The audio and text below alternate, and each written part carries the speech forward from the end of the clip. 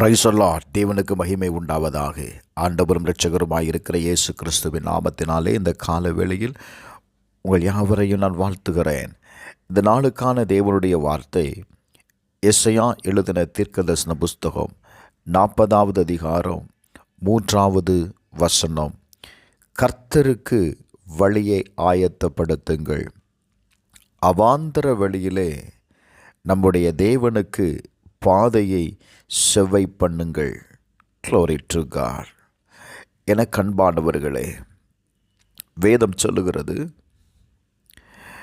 கர்த்தருக்கு வழியை ஆயத்தப்படுத்துங்கள். உங்கள் வாழ்க்கையில் இந்த வனாந்தரமான பாதை ஒரு கடினமான சூழ்நிலையை உங்களுக்கு கொண்டு வந்திருக்கலாம். அநேக நேரத்தில் ஏன் இந்த வனாந்தரம், ஏன் கர்த்தர் இந்த வனாந்தரத்தில் நம்மை நடத்துகிறார் அப்படின்னா,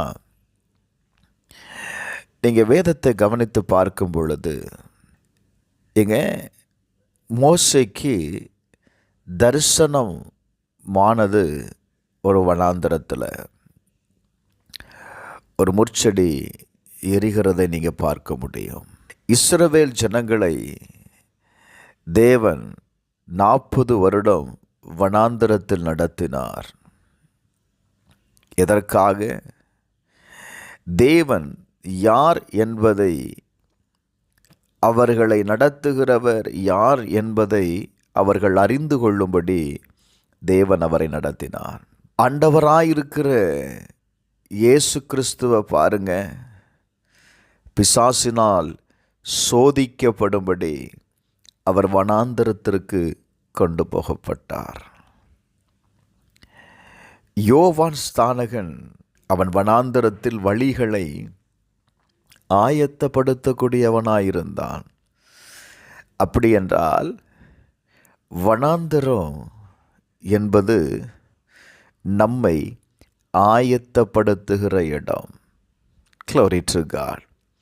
ஒரு நாளும் உங்கள் வாழ்க்கையில் இந்த வனாந்தரமான சூழ்நிலைகளை கண்டு, இந்த கடினமான நேரத்தை தேவன் ஏன் என் வாழ்க்கையில் அனுமதித்தார் என்று கலங்கி போய் விடாதீங்க. அது உங்களை உருவாக்குகிறது. Glory to God. அந்த வனாந்தரமான இடத்துல அவன் வழிகளை ஆயத்தமாக்குறான். எதற்காக? இயேசு கிறிஸ்து வரப்போகிறார். Glory to God.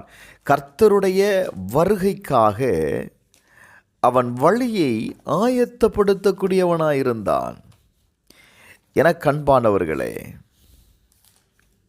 நீங்களும் நானும் இந்த கால வேளையில் இந்த வனாந்தரமான சூழ்நிலையில் இருக்கிறன்னா, அவர் உங்களிடத்தில் வருவதற்கு வழியை ஆயத்தப்படுத்துங்கள். Glory to God. அவர் உங்கள் வாழ்க்கையில் கடந்து வருவாரே ஆனால் எல்லா சூழ்நிலைகளும் மாறுங்க.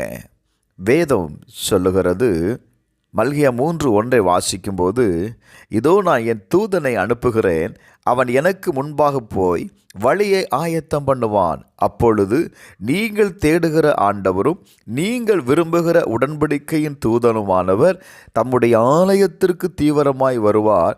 இதோ வருகிறார் என்று சேனைகளின் கர்த்தர் சொல்லுகிறார். ஹல்லேலூயா. இந்த கால வேளையில் நாம் வழியை ஆயத்தப்படுத்தும் போது யார் வருகிறார் தெரியுமா? நீங்க தேடுகிற ஆண்டவர், நீங்க விரும்புகிற தேவ தூதன் கடந்து வந்து உங்களுடைய காரியங்களை வாய்க்கும்படி, ஹல்லேலூயா, உங்களுக்கு ஒரு அற்புதத்தை செய்யும்படி இந்த கால வேளையில் ஆண்டவர் உங்களிடத்தில் வருகிறாருங்க.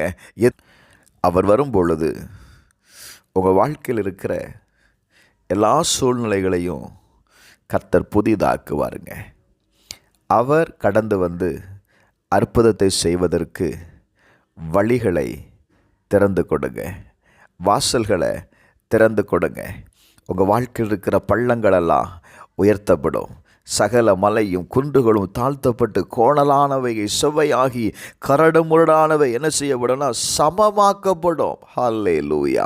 நான் சொல்கிறேன், தீர்க்கமாக சொல்கிறேன், நீங்கள் எதிர்பார்க்கிற நன்மையை, நீங்கள் எதிர்பார்க்கிற ஆசீர்வாதத்தை, நீங்கள் எதிர்பார்க்கிற விடுதலையை இன்றைக்கு நீங்கள் பெற்றுக்கொள்ள போகிறீர்கள். உங்கள் வழியை மட்டும் நீங்கள் ஆயத்தப்படுத்திடுங்க.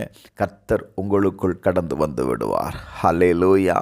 கர்த்தர் உங்கள் வாழ்க்கையில் அற்புதத்தை செய்வதற்கு ஒரு ஆயத்தம் தேவைங்க. நான் இப்படி சொல்லி முடிக்கிறேன்னு, வேதத்தில் பார்க்கும்போது கானா ஒரு கல்யாணத்தில் திராட்சரசம் குறைவுபட்ட பொழுது அங்கே என்ன செய்தார் தெரியுமா? ஆண்டவர் அற்புதத்தை செய்வதற்கு அங்கே வைக்கப்பட்டிருந்த கற்சாடிகள் சுத்திகரிக்கப்பட்டது, ஆயத்தமாக்கப்பட்டது. கர்த்தருடைய அற்புதத்தை கண்டார்கள். இந்த கால வேளையில் உங்களை நீங்கள் சுத்திகரிப்பீங்கன்னா, உங்களை சுத்தம் பண்ணுவீங்கன்னா, நீங்கள் ஆயத்தமாக இருப்பீங்கன்னா கட்டாயம் அற்புதம் நடக்கும். செபிப்போமா? பரலோக பிதாவே, குமாரனாக இருக்கிற இயேசுவின் நாமத்தில் செபிக்கிறப்பா. இந்த கால வேளையில் ஆண்டவரே, தங்களுடைய வாழ்க்கையில் வழிகளை செவை பண்ணுகிற ஒவ்வொருவருக்கும் கர்த்தர் அற்புதத்தை செய்யுங்க. எதிர்பார்க்கிற நன்மையை செய்யுங்க. இயேசுவின் நாமத்தில் செபிக்கிறேன் நல்ல பிதாவே. ஆமென்.